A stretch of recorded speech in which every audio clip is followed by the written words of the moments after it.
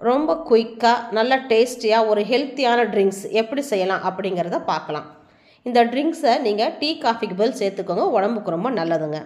ஒரு 2 ஸ்பூன் ராகி மாவு எடுத்துக்கோங்க. ராகி மாவை 1 டம்ளர் தண்ணியில் நீங்கள் நல்லா தண்ணியாக மிக்ஸ் பண்ணி வச்சுக்கோங்க. கட்டி தன்மை இல்லாத மாதிரி பார்த்து நல்லா தண்ணியாக நீங்கள் கரைச்சி வச்சுக்கோங்க.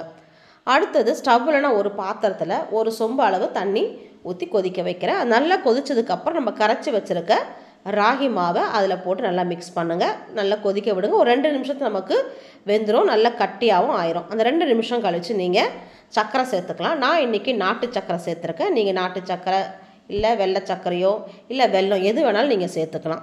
ஒரு 2 நிமிஷம் நீங்கள் கொதிக்க வச்சா போதுங்க. கொதிக்க வச்சுட்டு நம்ம ஸ்டவ்வை ஆஃப் பண்ணிடணும்.